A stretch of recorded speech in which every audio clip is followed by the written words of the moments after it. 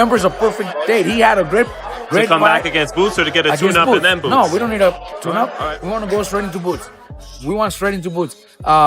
If Boots decides to fight Kelly and take advantage of Kelly being cut and everything, then that's kind of showing me that you really don't want to fight Vergil. Well, he's already said he's more interested in Kelly and Fundora because he wants the 4 belts. No, that's a lie because he doesn't want to fight Vergil. He wanted to fight Vergil before. Why not anymore? Because he's the champion. He wants to unify. No, the fight against Vergil is 3 times bigger when it comes to his payday to a meaningful fight. Nobody's gonna care. Say it, man. Look. Come on. Look, he just got to the division, right? Yep. Got 2 fights in the division. He just beat a unified world champion. Yeah. Hold on. Time out.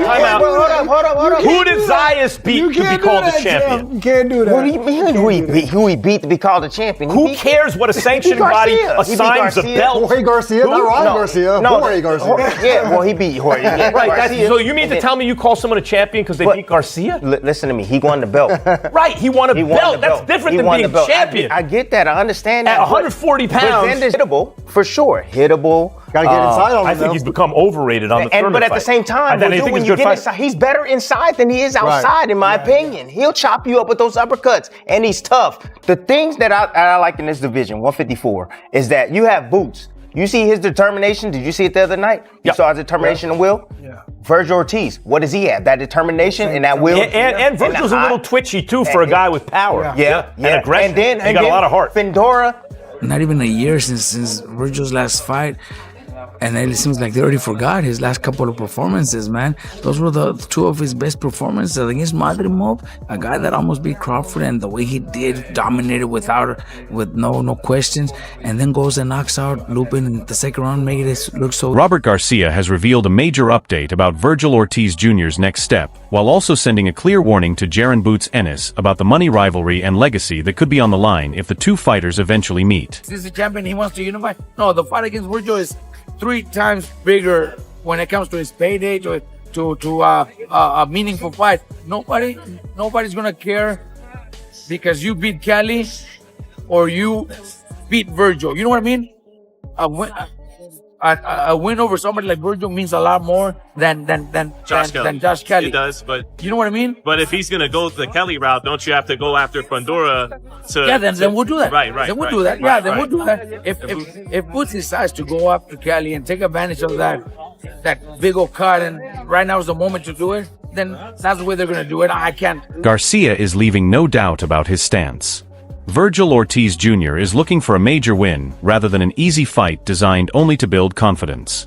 Garcia says Ortiz is getting ready to prove himself and make a serious statement if a showdown with Boots Ennis eventually comes together. With Vergil, I think if Vergil is able to, fight Boots and we were able to get those punches, I think it's over. I think Vergil is not going to hold back. Vergil has great, insane power at 154. So I think the situation has attracted even more attention after Mauricio Solomon gave his opinion on the mandatory issue involving Sebastian Fundora and Vergil Ortiz. His remarks have created another layer of uncertainty around what Ortiz will do next.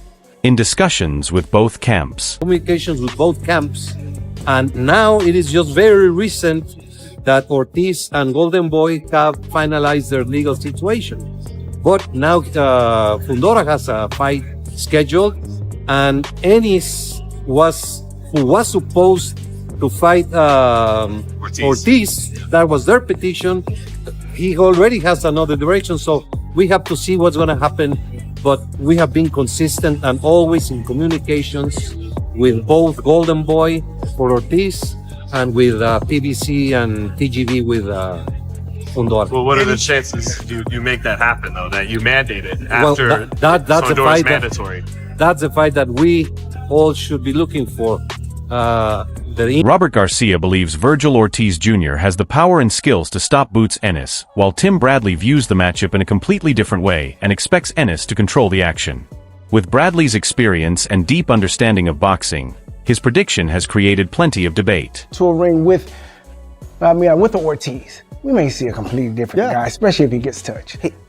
Man, he gonna cook Ortiz. Oh, he gonna cook Ortiz just like he just got done cooking Zayas. Look, man. But that was expected, though. Listen to me. You're talking about Zayas as a guy that isn't known for his punching power at all. That was or his speed, or really his skills. He's he checks boxes at a decent level, but not at an elite level. But the thing is that he didn't feel the pop. You got to understand that about Boots. Boots is willing to take yours to get his, and it's a trap. Right? A lot of his flows, but I'm just telling you that I know it's not always a good thing, but it works for him. And I think that he fights off of feeling. That's what it is. It's feeling. You understand that, right? Garcia strongly rejects Bradley's confidence in a possible Boots versus Vergil matchup. He feels Bradley's backing of Ennis may go beyond simply judging their skills inside the ring. Garcia believes that when these two fighters finally meet, Ortiz's constant pressure, physical strength, and punching power could reveal weaknesses in Boots' style that many people fail to notice. A former world champion, a great person. He knows how to speak well. He's done commentary on fights for ESPN, so he's got experience on everything. Maybe it's just favoritism. Maybe it's just something to do with being, having a favorite fighter. It could be that. I don't know.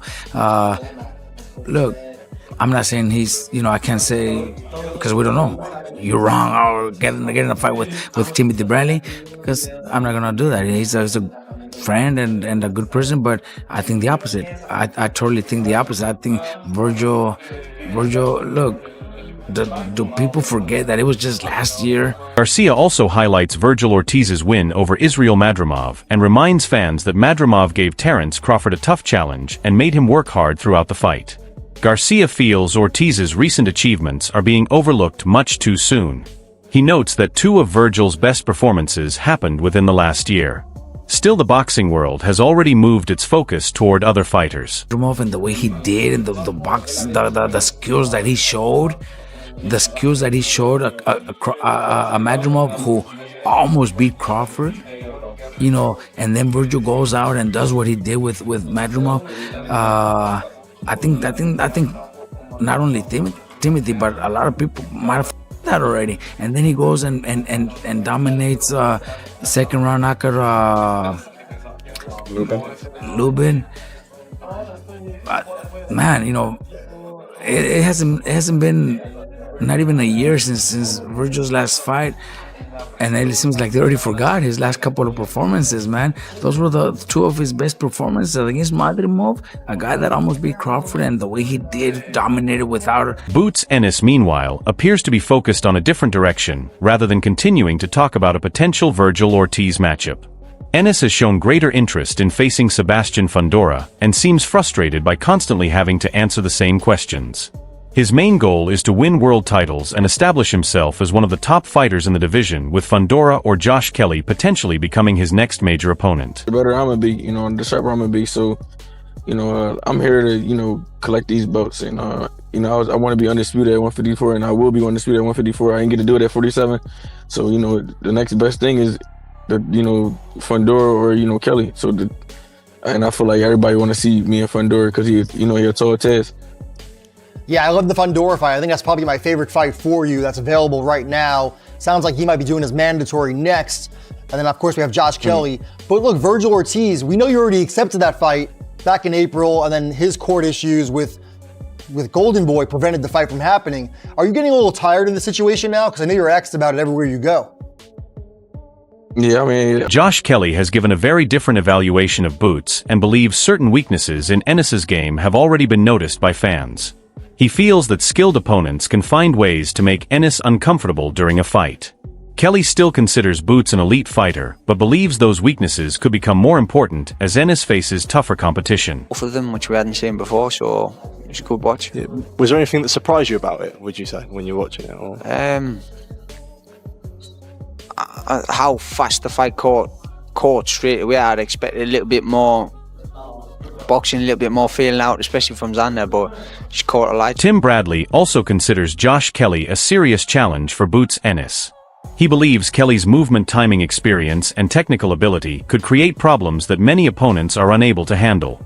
Bradley says Kelly is not likely to stand in front of Ennis and exchange punches, which means Boots may have to deal with a difficult tactical test once they step inside the ring.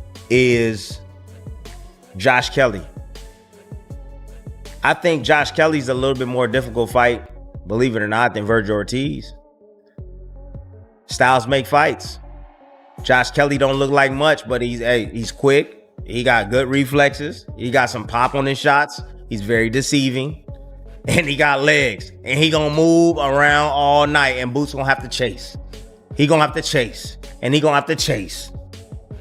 And you know, Boots don't really like to chase. You can hear it when they talking. Well, if he's standing right there in front of me, it's gonna be night. You know, it's not gonna be a short night. They like guys that stand in front of them. Vergil Ortiz, yeah. Bradley believes Ennis can eventually break through Kelly's defense, but does not expect it to happen quickly.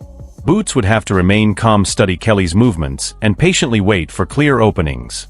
Bradley feels rushing forward could actually hurt Ennis and give Kelly advantages. Because of that, discipline and timing would be extremely important if Boots wants to turn those openings into meaningful damage. His defense, even though he's very elusive, Boots throwing combinations, something eventually gonna crack that defense.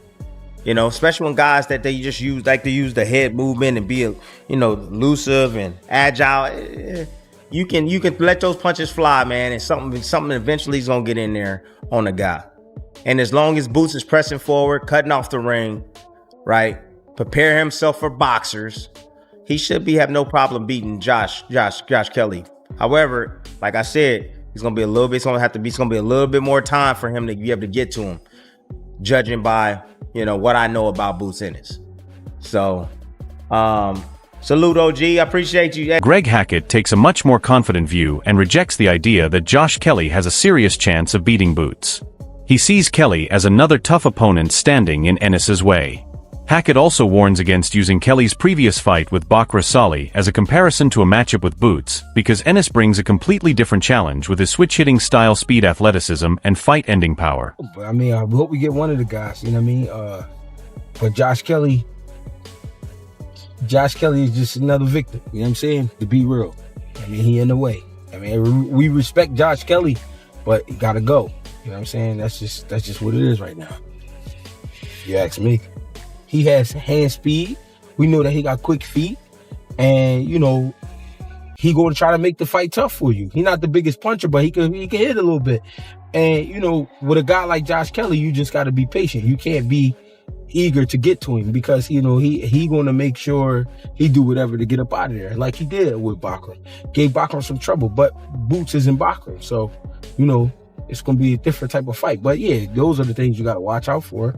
You can't just go in there and think you're going to just punch a man. Even while making Ennis the clear favorite, Hackett admits that the fight would still demand a careful game plan. He explains that both fighters could look to control the action and places special focus on Kelly's movement timing and technical strengths. From Ennis's side, Hackett believes Boots would need a disciplined plan to close the distance and handle Kelly's ability to move away and change the rhythm. That's going to probably be the quickest we ever seen him. He's going to be quick on his feet, hands going to be fast, and he's going to be trying to get in and get out. You know what I mean? So you got to be good and patient and be ready to go to that body. You know what I mean? If you're Boots, how do you approach this fight with a guy that you know? Patience, because he not really trying to get in a shootout. Xander was willing to get in a shootout with Boots. Josh Kelly is not going to be willing to get in a shootout. That ain't what he's trying to do.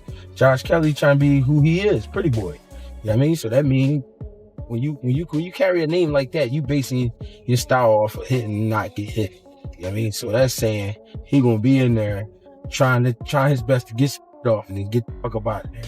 Sebastian Fundora has also shared his thoughts on the possible matchup and believes Vergil Ortiz could face Boots before Fundora gets his own chance. Fundora leans toward Ortiz and feels Ennis showed weaknesses during his recent fight with Xander Zayas. In Fundora's view, Ortiz's physical strength, constant pressure, and aggressive style could cause serious problems for Boots and possibly help Vergil win enough rounds to take the decision on the judges' scorecards. We saw some flaws from Boots with the last fight. I mean, he looked great. I mean, he beat Zayas. I mean, pretty easy. But that third round still raises some questions, right? I mean, it raised everybody some questions. How does he do with pressure? Vergil is a pressure fighter, and he hits hard. I consider myself also a pressure fighter. He throws a lot of punches and hits hard. So we'll see what happens when he fights one of us. I mean, I guess Vergil's first, so we'll see what happens with that. But I favor Vergil. Well, actually, man, your deepest thoughts about them as opponents for yourself than each other. Oh yeah, I'll beat them both.